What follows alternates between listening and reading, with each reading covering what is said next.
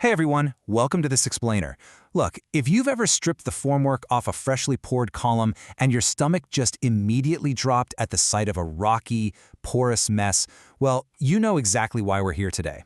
We are getting into the complete guide to fixing concrete honeycombing and, more importantly, fixing it permanently. Just look at the reality of severe honeycombing right here. Notice what's missing? That smooth, dense protective matrix of cement paste is just completely gone. Instead, we're staring at bare, exposed, coarse aggregates and deep, hollow voids that reach right into the guts of the element.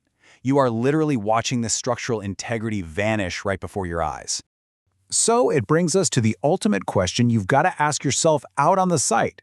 Is this just some ugly cosmetic blemish you can slap some plaster over and forget about, or is this a structural failure just waiting to happen?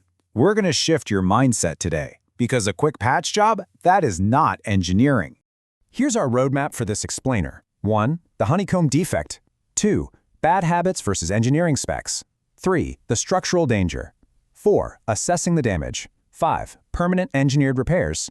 And 6. Prevention over patchwork. Section 1. The honeycomb defect. Anatomy of the flaw.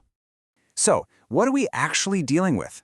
By definition, honeycomb refers to those rocky zones on or inside the concrete where the fine mortar entirely fails to fill the voids between the coarse aggregate particles. Since concrete is this heterogeneous mix of different particle sizes, incomplete consolidation leaves you with this highly porous, structurally weak zone. It literally looks just like a beehive. Section 2. Bad habits versus engineering specs. The root cause. All right, first up is placement. A rampant, lazy habit on sites is just dropping concrete from heights above 1.5 meters. When you do that, the impact literally breaks the mix apart. The heavy stones bounce and collect at the bottom, while the cement paste splatters to the sides. This segregation basically guarantees honeycombing. The strict engineering spec? Use chutes, tremie pipes, or elephant trunks to guide that concrete gently and directly into the formwork with minimal drop height. Now, here is the absolute #1 cause of honeycomb worldwide: under vibration.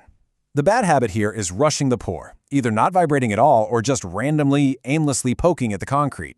But the strict American Concrete Institute specification, it mandates mechanical vibration inserted vertically at 30 to 45 centimeter intervals. You hold it for exactly 5 to 15 seconds until the surface glistens and air bubbles stop popping up, and then you pull it out slowly.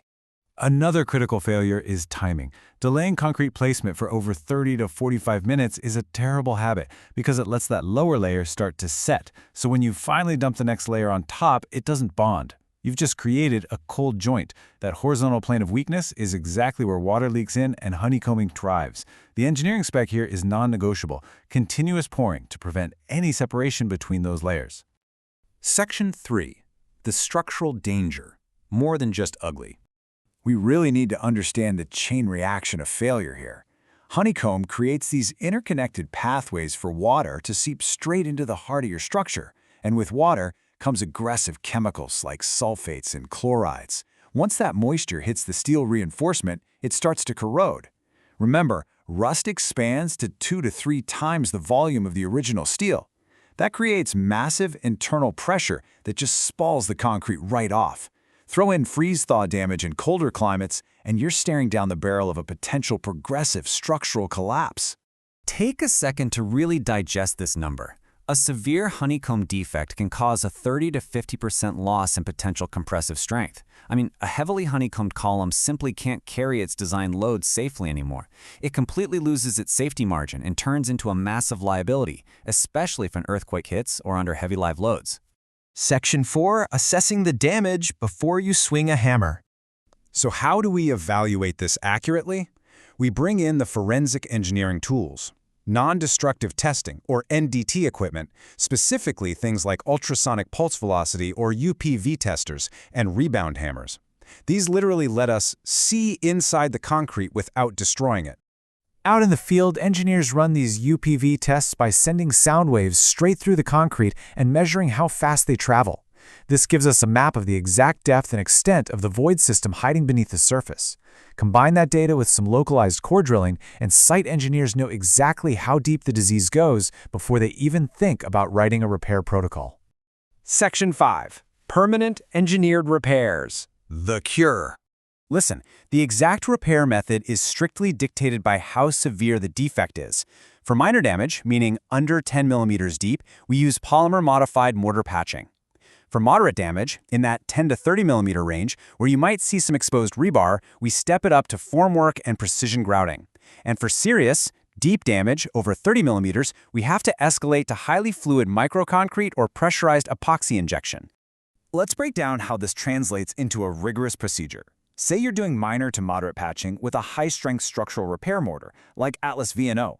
The code-compliant steps are: Step 1. Chip away all that loose material until you hit sound, dense concrete, and thoroughly clean the rust off any exposed rebar.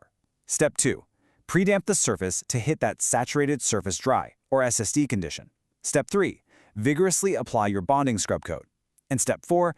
Trowel and pack the polymer-modified mortar in there firmly to make sure no air gets trapped. Now, if we're dealing with moderate to severe damage, manual troweling just isn't going to cut it.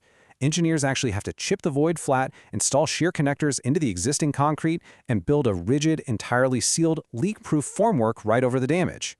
After that, a highly flowable, non-shrink precision grout, one capable of hitting compressive strengths over 90 megapascals, is poured or pumped into the formwork. That completely reestablishes the structural element.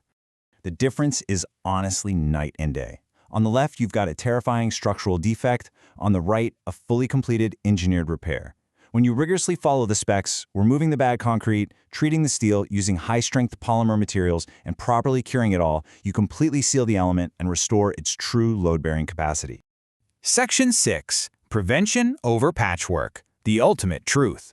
Look, if you want to eliminate honeycomb from your sites entirely, you've got to enforce these bulletproof prevention techniques. First off, strictly maintain a water-cement ratio of 0.45 to 0.50. Never let anyone add water on site just to make the mix easier to pour. Second, ensure your formwork is rigid, sealed, and completely leak-proof so that precious cement paste can't escape. Third, mandate and heavily supervise those continuous mechanical vibration protocols we talked about. And finally, if you're dealing with highly congested reinforcement where a vibrator just won't fit, step up and invest in self-compacting concrete, or SCC, so it flows and consolidates under its own weight. I want to leave you with an ethos to take back to your next pour. True engineering relies on doing it right the first time, not relying on repair materials. It is absolutely crucial to prioritize strict specifications over sloppy habits. Enforce your quality control on vibration, and you're going to build structures that last for generations. Thanks so much for joining me on this explainer. But before you go, I want you to really ask yourself, what hidden structural disasters are currently lurking beneath the surface on your site simply because someone decided to rush the pour?